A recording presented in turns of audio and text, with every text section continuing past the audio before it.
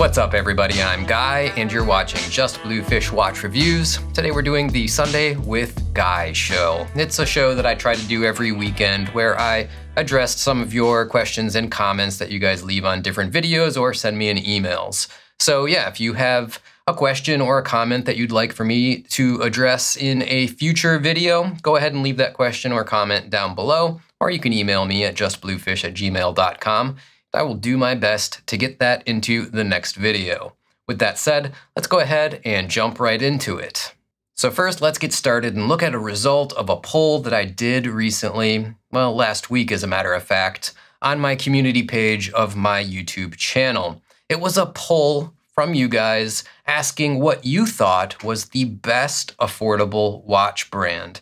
Now, a flaw with polls on YouTube is that you can only have as many as 5 options in the poll at a maximum. So this isn't an exhaustive list of all of the potential, and there are a lot more than just 5, but of all of the potential amazing affordable watch brands. But my list did include Casio, Hamilton, Orient, Seiko, and then I had an option for other. I asked you guys to go ahead and if you chose other, write down in the comments what you thought that other brand was. Now we did get, I don't know, 527, it looks like, total votes, which is a pretty decent size.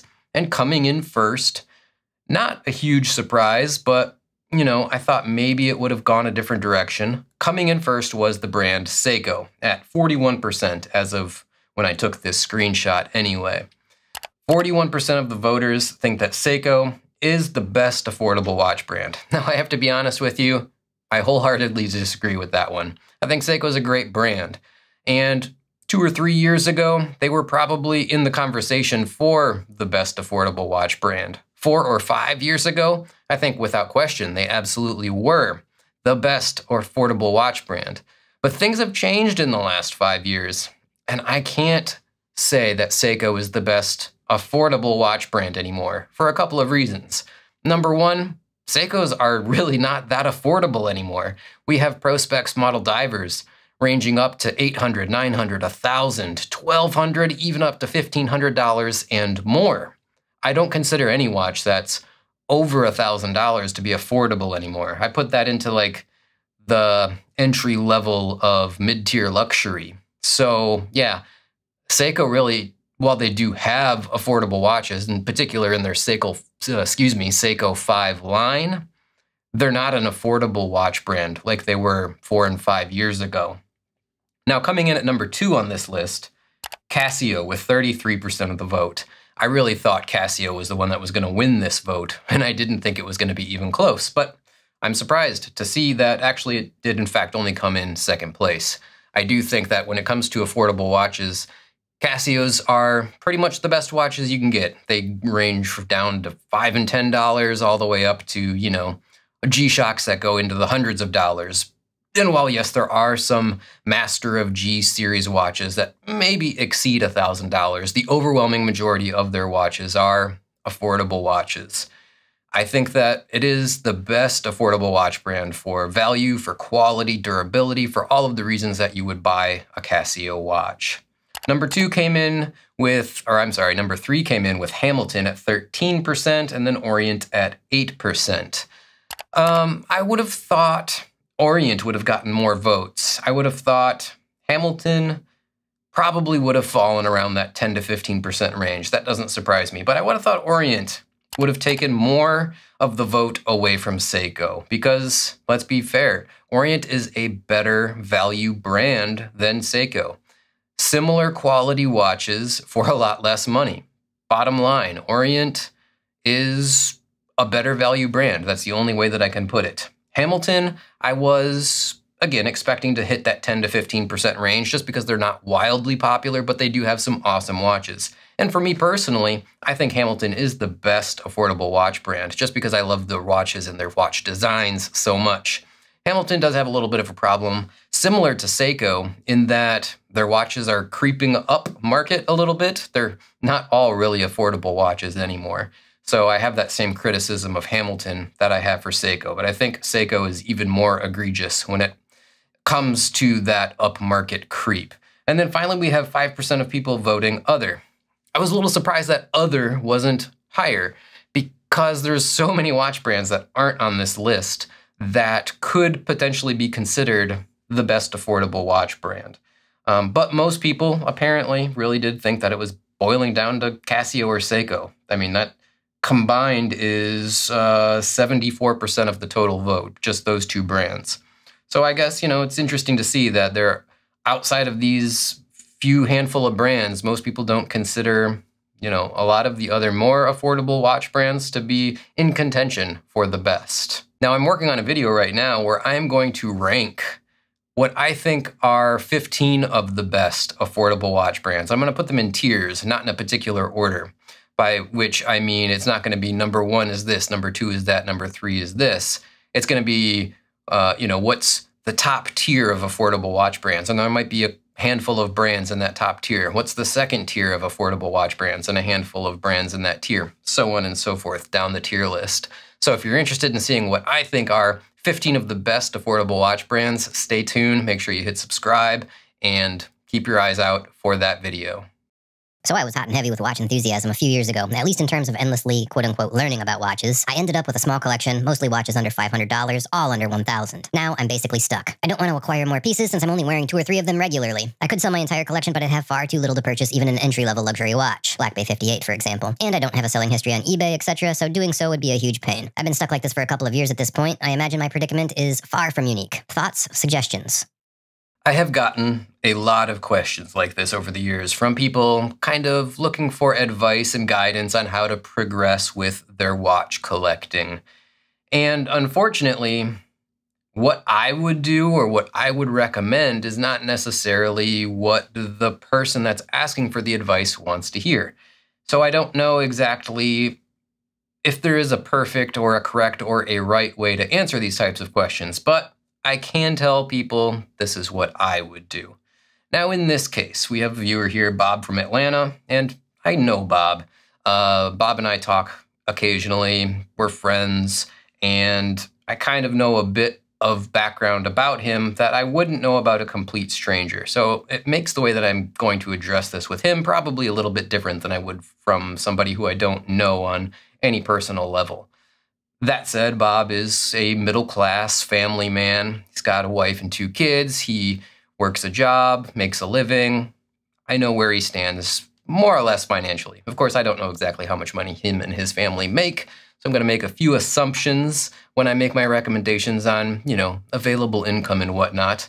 But being as how I know him a little bit, I think I can give better advice than I might give to a total stranger. So first and foremost, we have to figure out, Bob from Atlanta, what kind of watch collection do you want? Do you want to have, 5 or 6 watches like you currently have, or do you just want that 1 or maybe 2 watch collection that has something that you really love and you want to wear every single day, which is kind of the way that I have gone over the years. It's just, 1 or 2 watches that I absolutely love and not being bogged down with a half dozen or a dozen or more watches. I've been in that scenario too, where I've had a watch box full of watches. I didn't like it personally. I think you might be happier going that route of, I only want to wear 1 or 2 different watches depending on the situation or the occasion, and I don't need all of these extra watches. Like you said, you only wear 2 or 3 of your watches regularly of all of the watches that you own. Now, the problem that you have with not being able to sell them, A, because you don't have any sort of established history on eBay or any selling platforms. I don't think that's really a big issue. Every single day, somebody is creating a new account on Chrono24 or on eBay or on one of the watch collecting message boards that have a classified section. I don't think you're going to run into too many problems selling your watches if they're in good condition and if they're desirable and people want them. So I wouldn't worry about that. The issue that you're going to have to worry about is, okay, if you sell these watches, you won't even have enough to purchase something like a Tudor Black Bay 58, which I know is a watch that you're kind of interested in. How much will you get if you sold all your watches? Well, I'm aware of what your watch collection is, and it's probably somewhere in the ballpark of, let's say, $1,500 plus or minus. So that gets you almost halfway to a Black Bay 58. Maybe not quite halfway, but you're getting in the ballpark there. I think, again, knowing Bob and knowing what he does for a living and what his wife does and, you know, all of that stuff. Could you take that $1,500 plus or minus and then save up for another year or so and then purchase a Black Bay 58? I think you could probably make that happen if that's something you really wanted to do. The question is that what you want to do? Do you want to have like a G-Shock and a Black Bay? I mean, I'd be perfectly happy with my Rolex Submariner and a G-Shock. I would also be perfectly happy with a Black Bay 58 and a G-Shock. I think that would be a fantastic collection. So now, you know, the question is, could you be happy with that? Could a watch like a Black Bay 58 be your one and only watch? Or would you need something a little bit more casual? You know, maybe it's, I don't know, a Grand Seiko spring drive movement, like a Snowflake or something like that. Maybe not that specific one. Maybe it's an Omega Seamaster Aquaterra. Maybe you don't want a dive watch to be your one and only watch because it's not as versatile as something like an Aquaterra or a Grand Seiko. Nevertheless, I think my point stands that you could, I'm guessing, save up for a year or so without causing any sort of disruptions to your normal life and get to the point where you could afford one of those types of watches. And then just be done with it. Just, you know, I'm good. I got my main watch, I've got a beater watch in the form of a G-Shock, and that's all I need. Make the watch, and specifically your watch collection, which again I think should be small, be special. And the way you do that is by having one great, fantastic watch that, again, you want to pass down to a family member someday, decades and decades from now. That's my recommendation. In the past, you have said that 2 watches is the perfect size collection. Has your opinion changed over time? All right, so this is another longtime viewer and buddy of mine, James, who I've known through the channel for years and years, and he says that in the past, yeah, I did say that the perfect watch collection size is 2 watches. Do I still feel that way? More or less, yes, I do. I think it's 2, and if it's not 2, it's 3, and that's probably perfect. And I've been, you know, kind of harping on this throughout the course of this video, as a matter of fact, that I think a watch collection should just be one really great watch that you absolutely love. That doesn't mean it has to be in a really expensive luxury watch, although those tend to make the best versions of this type of watch. It's a watch that you're going to keep forever. A watch that you're going to be willing to have maintained and serviced on a routine basis, meaning every 5 years or every 10 years or as needed. It's not a disposable watch. It's not a $100 Seiko 5 that when it breaks, you're going to throw it away. It's a watch that you're going to pass down to family members in the future when we're gone. And it's a watch that generally, yes, they do tend to be more expensive watches, but they don't have to be. They have to be good quality watches from brands that have been around for a long time and that you know are going to be around in the future. So that's watch number 1. Watch number 2 is, again, you know, a watch that's very affordable, a beater watch. A watch for me like that would be a G-Shock, but there's any number of different possibilities there. But that's like A and B. That's 1A and 1B. That's your number 1 and your number 2, at least for me, in my recommendation and what I like for my collection. And then beyond that, nothing else is really necessary. Everything else is gravy. I have, like I had mentioned, become very fond of the smartwatch, Apple Watch, so I consider that another staple of a good small collection is to have a smartwatch. And stay tuned for a video where I talk about why I've been wearing this Apple Watch more than I've been wearing my Rolex Submariner lately. I'll explain why I think it's such an important piece of technology to have in my life. So that gets you up to 3 watches if you consider an Apple Watch even technically a watch. Beyond that, I mean, I don't know if you need anything else. If you're the type of person that finds yourself in formal environments frequently, possibly a dress watch. But that's basically it, you know? You just need a really good, high-quality, everyday watch that you can wear for most occasions, a great beater watch that you can wear without worrying about if it breaks, gets lost, or stolen. No cares in the world. A smartwatch, I think, is a great piece of technology to have.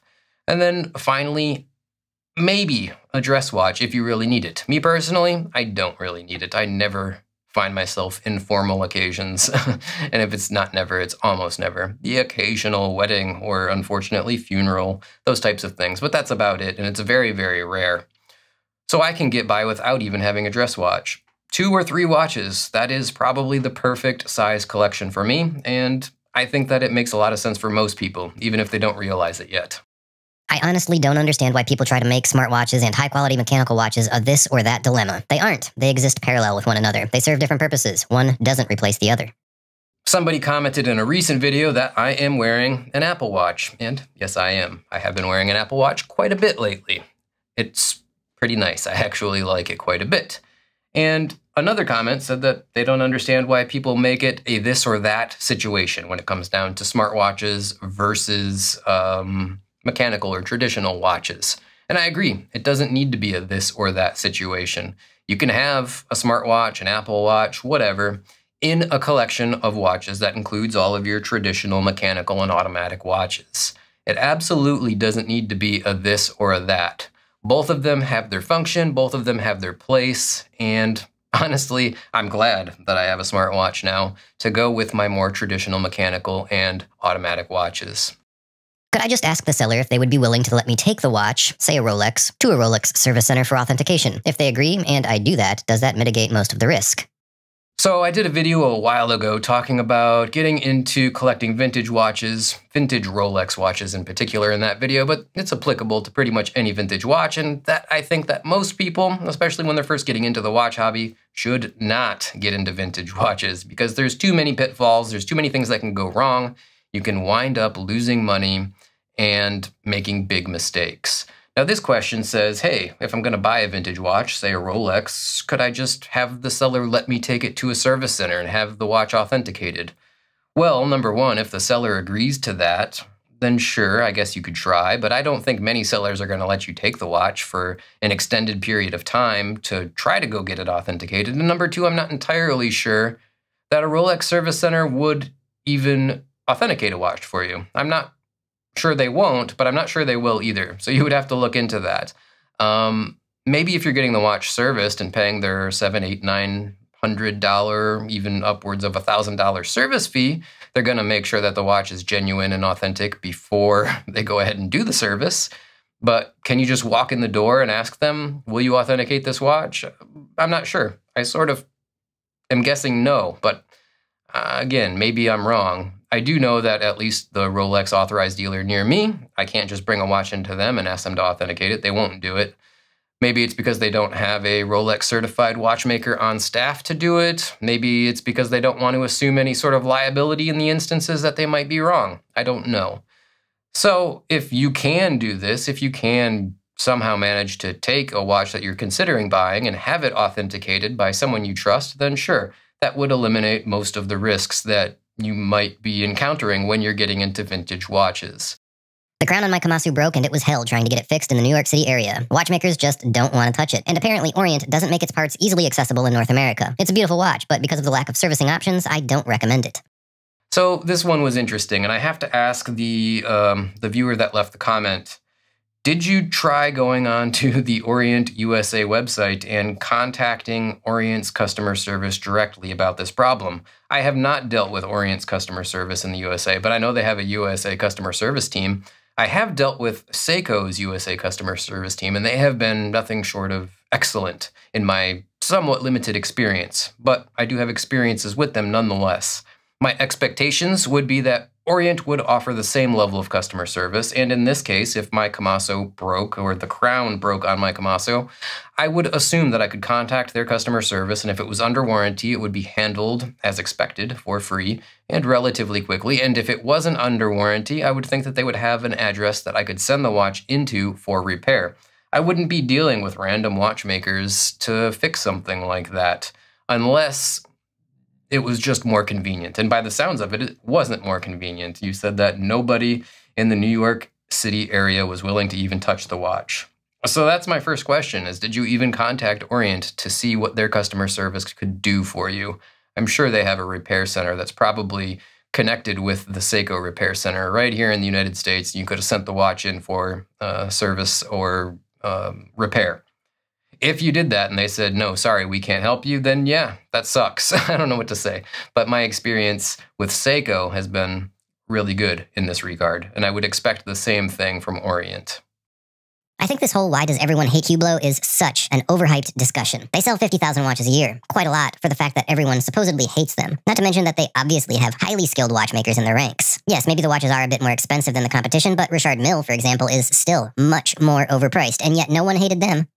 Man, Hublot and the hate for Hublot. Yeah, I did a video on Hublot a while back on the Big Bang, what was it? The Big Bang Integral Ceramic.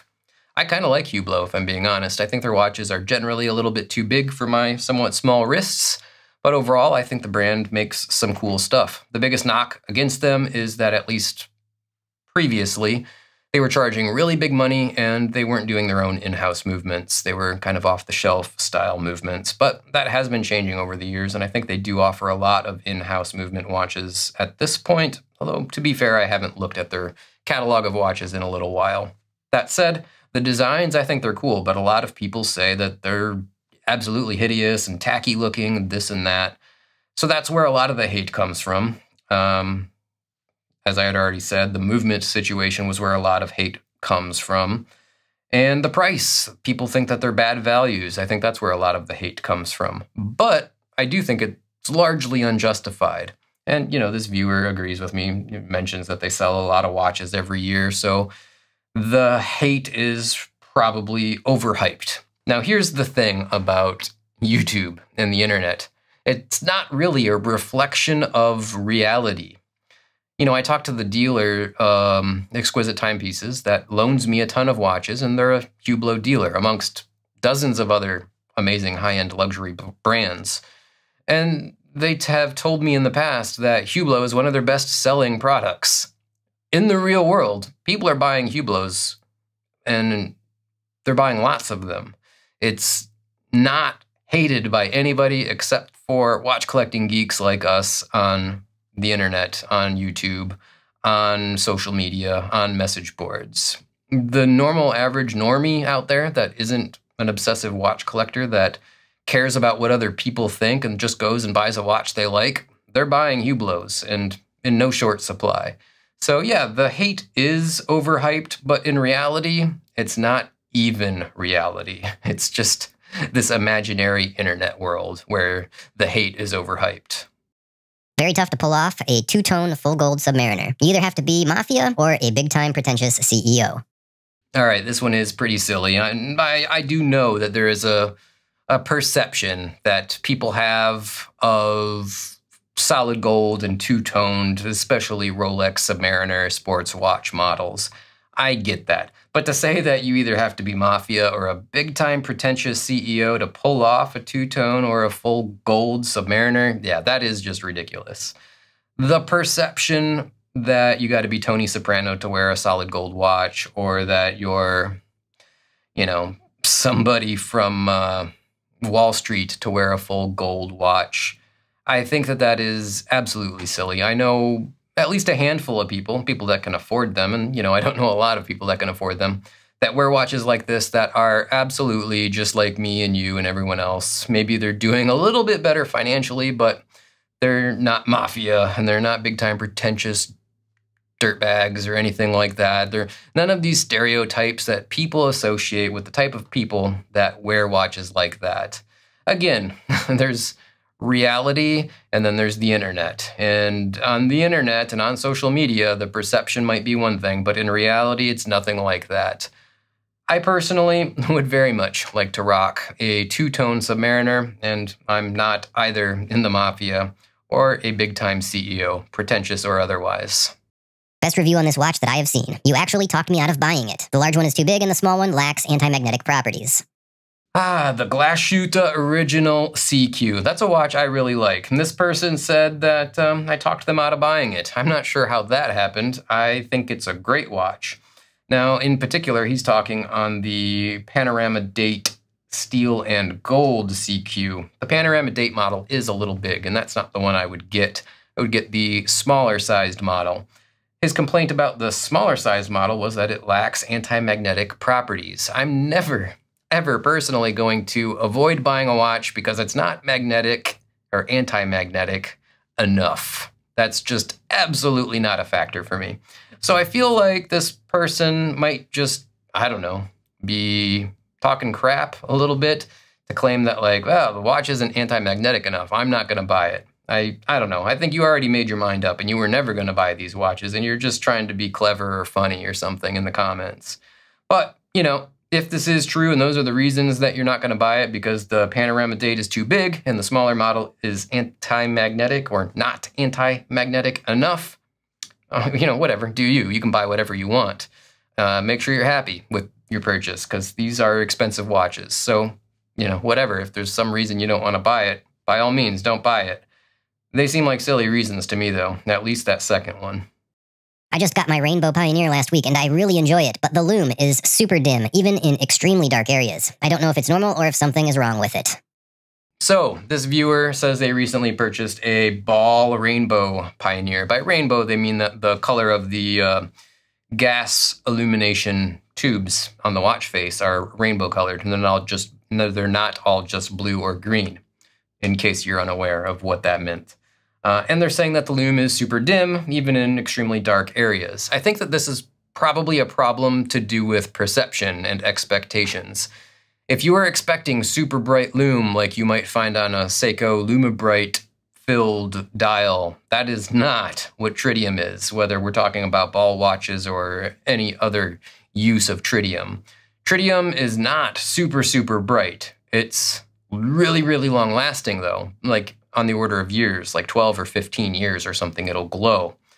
Whereas, you know, your traditional watch Lume, whether it's Lume-Bright on a Seiko or, you know, Super Luminova on other watches, that'll glow for a few hours once it's charged. You don't charge tritium. It's I guess a radioactive isotope or something. It glows on its own.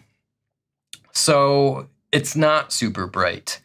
That said, I've never had a problem seeing it in dark or, you know, total darkness. And that's the point of it, is you should be able to see it in total darkness reasonably well, unless you have a problem with your vision. I mean, I have really bad eyesight, and if I'm not wearing my glasses, I might actually have a problem seeing it unless I hold that watch like right up to my face. You know, it might be an issue with your vision. It might be an issue of your expectations, or, you know, what you thought it was going to be like, and it's not that. Or, you know, you got to also keep in mind that these little gas tubes on these watch faces are very, very small. When you look at the hour hand on most watches, but we'll use Seiko as an example again, the amount of luminescent paint that fills that hour hand is big, significantly large. These little gas tubes are like, you know, a millimeter thick or less. They're very small, so the amount of luminous surface area is quite a bit smaller than other watch faces. So not only is it not as bright, but it's also not as densely packed with luminescent, you know, fill or surface area. But do I think there's something wrong with it? No, I seriously doubt it. It's very unlikely that they would be using tritium that is like already starting to expire. That's already like 10 or 11 years old. It's probably just a situation where you were expecting it to be a lot brighter than it actually is in reality. But keep in mind, it's going to continue to work for a decade or a decade and a half, and you're never going to have to worry about charging it up. It doesn't matter if the watch has been sitting in your drawer for 2 months and you pull it out, it's still going to glow. It's going to be ready to go. That's the point of it. If it's not bright enough for you, though, I don't think there's going to be much you can do about it. It's probably just fine. If you're not sure, though, and you want to check, take it into a watch dealer that sells ball watches and compare it to one that they have in stock and see. Ask if they have a dark room you can bring it into in the back or somewhere to compare them side by side. I bet you'll find that it's working just fine. All right, guys, that's going to wrap this one up for today. Thanks for joining me for today's episode of Sunday with Guy. If you have any questions or comments that you'd like me to address in a future video, you can leave those questions or comments down below, or you can email me at justbluefish@gmail.com, or you could post them on the Just Bluefish Watch Club Facebook group, which I'll have links to down in the description if you'd like to join that Facebook group. But yeah, that's going to wrap this one up for today. I hope you enjoyed it, and thanks again. Until the next one, bye now.